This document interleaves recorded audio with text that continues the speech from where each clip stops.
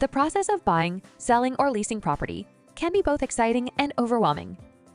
It is important to understand the ins and outs of working with a licensed real estate agent, which is why your realtor is presenting you with this informational video to explain the essentials of working with a realtor in Ontario and the various types of representation you may choose when entering into a real estate transaction. In December 2023, the Trust in Real Estate Services Act, TRESA, came into effect with the intention of providing higher consumer protection measures and transparency to all real estate consumers in Ontario.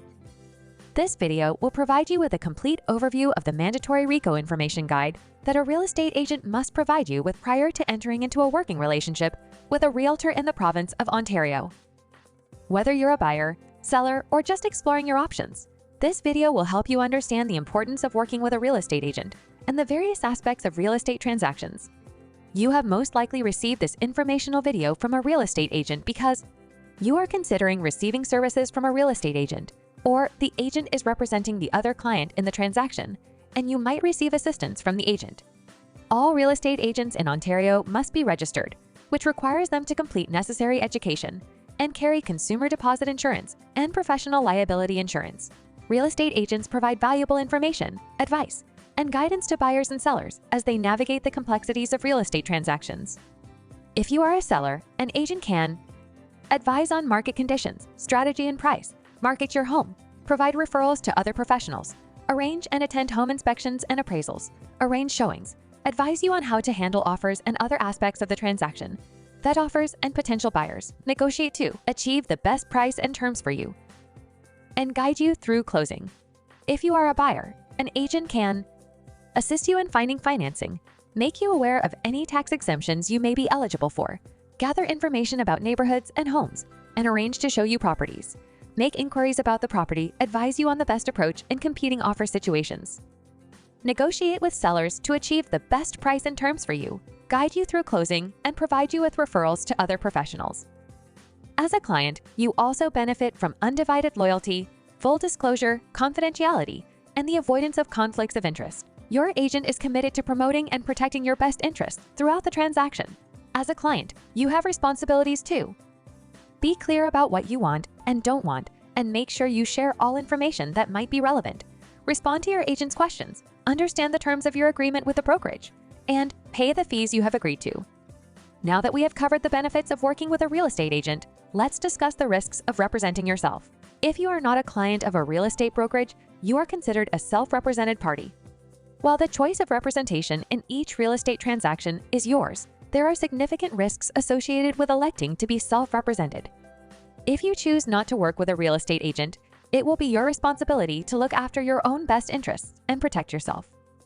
This may include things like making inquiries about aspects of the property, determining what you believe to be the value of the property, determining how much you are willing to offer or accept, navigating competing offers, deciding what terms you want to include in an offer, and preparing all documents. It's important to be aware that the agent has a legal obligation to act in the best interests of the person on the other side of the transaction. Be aware that the agent is obligated to share anything you tell them with their client, including your motivation, the minimum or maximum price you are willing to offer or accept, and your preferred terms or conditions.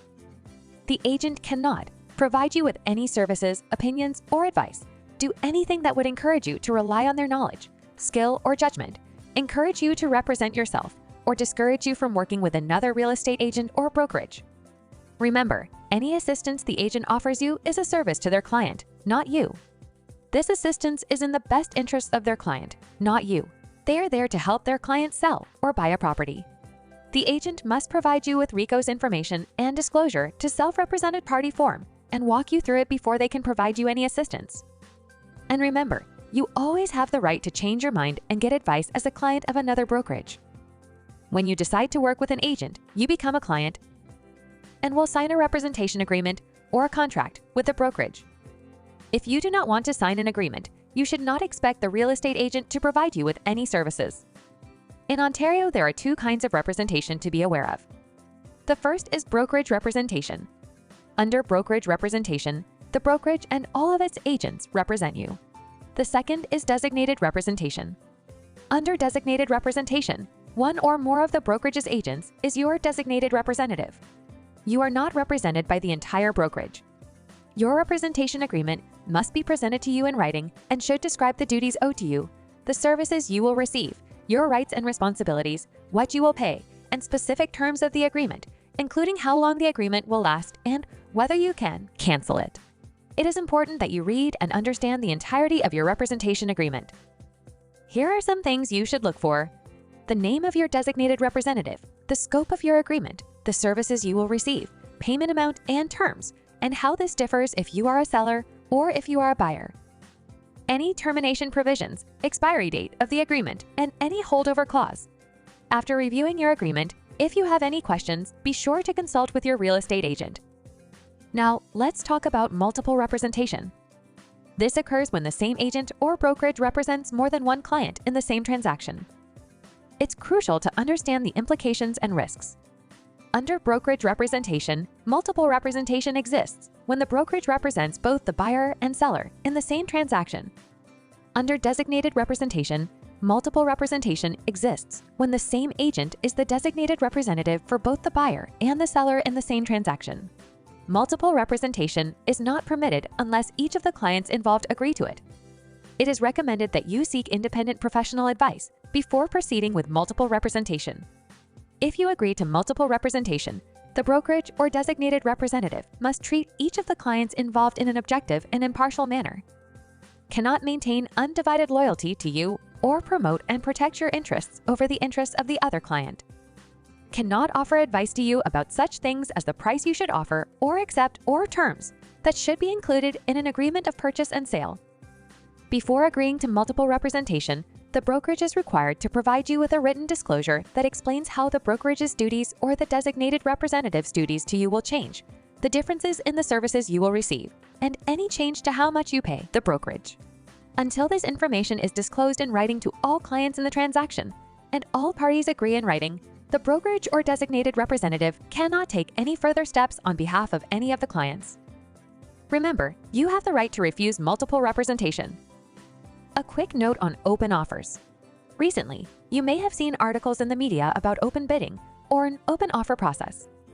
Buyers in Ontario who have made an offer on a property are entitled to know the number of competing offers. Sellers choose how much other information, if any, they want to share about the offers they receive. If you are a seller, you decide how much information you want to share about the competing offers.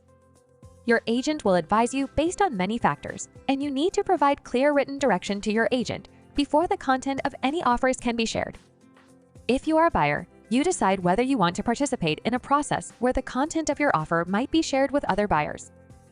Your agent can tell you the steps to take to avoid having the content of your offer shared with other buyers. You must be aware that the seller can make the decision to share the content of offers at any time, and you may not know in advance. Lastly, if you encounter issues, it's essential to know how to make a complaint. Contact your brokerage first, and if needed, escalate the matter to RECO, the Real Estate Council of Ontario. To file a complaint, visit RECO's website and follow the complaints process. RECO will review the issue, determine its authority, and take necessary steps. Remember, your concerns are taken seriously. And there you have it. Armed with this information, you're better prepared for your real estate journey. If you have any questions after watching this video and reading the full guide, make sure to ask for clarification from your real estate agent.